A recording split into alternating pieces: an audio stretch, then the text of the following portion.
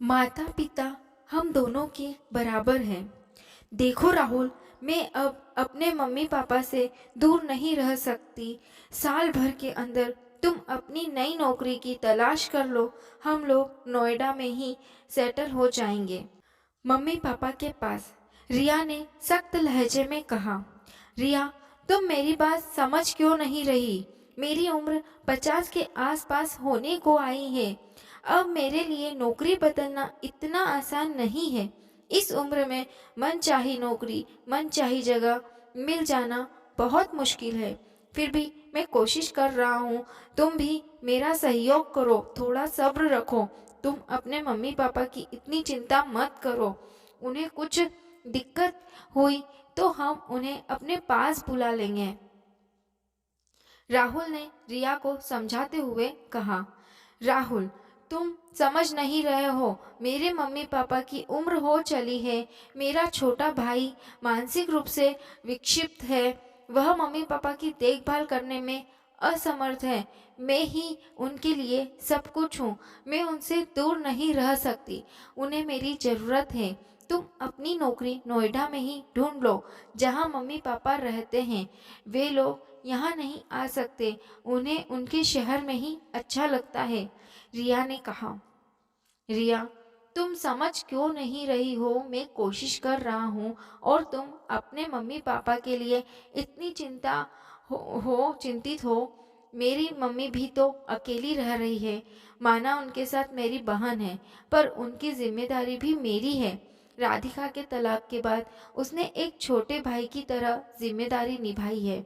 Mummy का पूरा ख्याल रखती है। मैं दूर रहकर ज़्यादा कुछ कर नहीं पाया। मुझे भी मन ही मन लगता है माता पिता हम दोनों के ही बराबर हैं। मुझे भी चिंता रहती है, पर स्थिति हमेशा हमारे अनुकूल रहे यह नहीं हो सकता। जो हम सोचें वह भी तुरंत हो जाए ऐसा भी नहीं होता। तुम ठंडे दिमाग से सोचो, राहुल ने रिया को समझाते हुए कहा। राहुल, यह सब मैं नहीं जानती। तुम्हारी मम्मी के पास तुम्हारी बहन है उनकी देखभाल करने के लिए, इसीलिए तुम निश्चिंत रह सकते हो। पर मेरे यहाँ मेरे मम्मी पापा अकेले हैं। उनकी तबीयत खराब हुई तो उन्हें देखने वाला कोई नहीं है।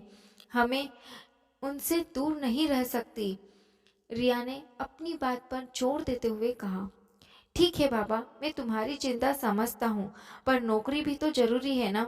नौकरी छोड़कर तो हम वहाँ जाकर नहीं रह सकते। जीविका का साधन सबसे ज्यादा जरूरी है, वरना बच्चों के भविष्य का क्या होगा? रिया, तुम तो बच्चों जैसी जिद पकड़कर बैठ गई हो। परिपक्वता के साथ स्थिति को समझते हुए फैसला लेने की कोशिश करो। अभी सबसे जरूरी है बच्चों की पढ़ाई है। शिफ्टिंग में उनकी पढ़ाई डिस्टर्ब होती है। मम्मी पापा अभी ठीक हैं, उनके लिए चिंता है तो उनसे महीने में एक बार मिलने चली जाया करो। रिया, जिंदगी के हर पड़ाव पर जिम्मेदारियां बढ़ने के साथ ही प्राथमिकताएं भी बदल जाती हैं। यह तुम्हें तय करना है कि तुम्हारे लिए सबसे ज्यादा अभी कहाँ ध्यान देना जरूरी है। परिवार में अपनेपन और एकता का बीज बोए जाए तो दूरियां कोई मायने नहीं रखती। दिलों में दूरियां नहीं होनी चाहिए। किसी भी विकट स्थिति के लिए हम साथ हैं सबका, और एक दूसरे को रखने के लिए। मुझे पता है तुम समझदार हो और समझ गई होगी। अब से तुम अपनी प्राथमिकताओं पर ध्यान दोगी तो जो बातें मुश्किल लग रही है वो भी आसान हो जाएगी। राहुल ने कहते हुए अपने शब्दों को विराम दिया। रिया कुछ देर खामोश रहकर सोचते हुए बोली। तुम सही कह रहे हो। मुझे मेरी प्राथमिकताएं पता चल गई है। जब स्थिति अनुकूल ना हो तो अनुकूल होने का इंतजार कर अपने नजरिए को बदल लेना चाहिए। दोस्तों, आपको यह कहानी कैसी लगी हमें कमेंट करके अपनी राय ज़रूर दें।